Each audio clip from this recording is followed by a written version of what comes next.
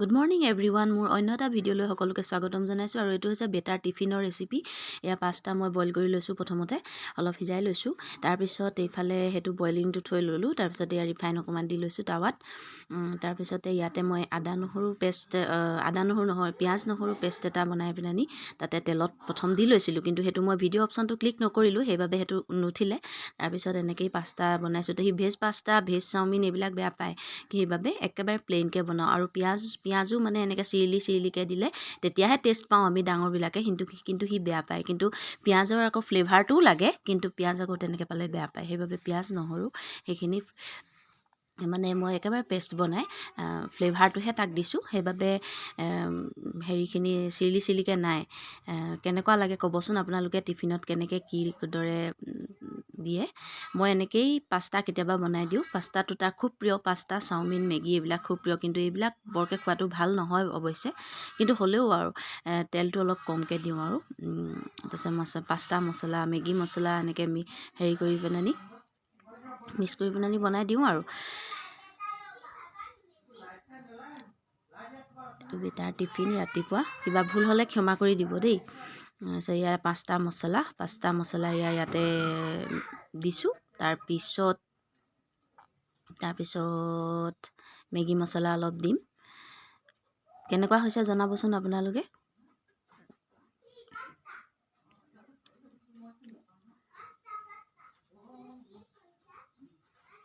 আমনি লাগি যায়গৈ, ভিডিঅ'টো শেষেই নোহোৱা হ'লচোন।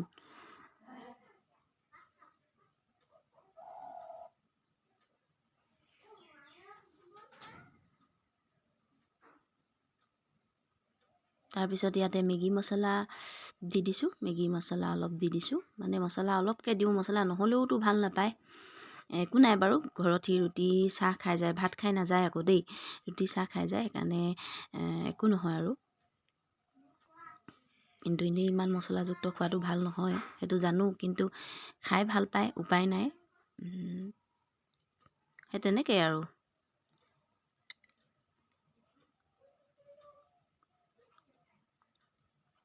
প্ৰায় হৈছেগৈ।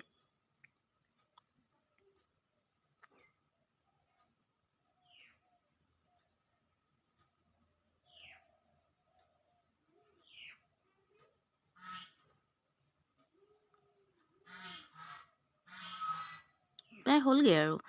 ইয়াতে এতিয়া চয়া চচ অলপ দিব লাগিব, টমেট' চচ অলপ দিব লাগিব। আপোনালোকে কেনেকৈ বনাই ক'বচোন। মই এনেদৰেই বনাওঁ। এইটো টমেট' চচ অলপ দিছোঁ। তাৰপিছত একেবাৰে শেষত চয়া চচ অলপ দিম। অলপহে দিছোঁ দেই, নহ'লে আকৌ টেঙা টেঙা হৈ গ'লেও সি ভাল নাপায়।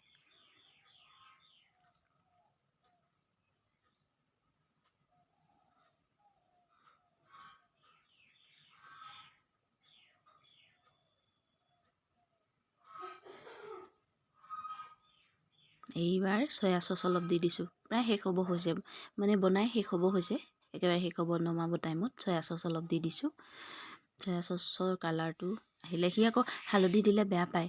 এনেই মই নিজেই কেতিয়াবা বনাই খালে ভেজিটেবলছ, গাজৰ চাজৰ এনেকৈ দি দিওঁ, চব ভাল লাগে। কিন্তু সি আকৌ ভাল নাপায়, ধনিয়া পাত, গাজৰ এনেকৈ দি দিওঁ, কিন্তু সি এইবিলাক বেয়া পায়। সেইবাবে আৰু হালধি অলপ আমি ডাঙৰবিলাকলৈ বনালে হালধি অলপ দি দিওঁ, কিন্তু সি হালধি দি দিলে বেয়া পায়। সি মানে এই হোটেলত যে বনায় সেই কালাৰটোহে ভাল পায়, সেইবাবে হালধি তাক নিদিওঁ। চয়া চচ অলপ দি পেলাই সেই কালাৰটো আহিবৰ কাৰণে চয়া চচ অলপ দিওঁ। বেছি দিলেও আকৌ বহুত ক'লা হৈ গ'লেও বেয়া পায়, সেইবাবে অলপ দিওঁ। আপোনালোকে পাস্তা কেনেকৈ বনাই জনাবচোন। বইলিং পাস্তাটো ভাল লাগে, সেইটো বেছিহে টেষ্টি, কিন্তু ই আকৌ ভাল নাপায়। ই এনেকুৱা ফ্ৰাইটোহে ভাল পায়। এয়া চয়া চচ কালাৰটো নাই অহাৰ কাৰণে চয়া চচ আৰু অলপ দি দিছোঁ।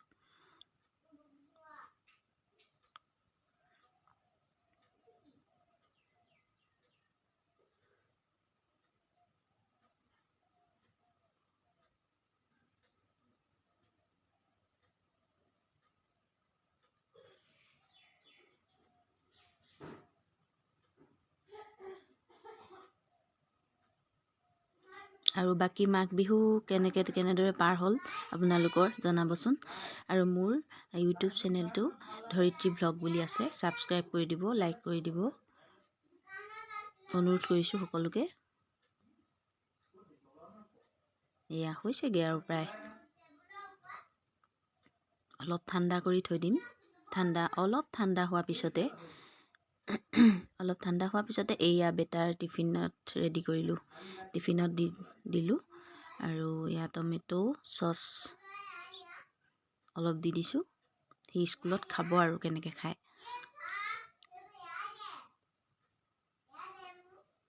Better tiffin ready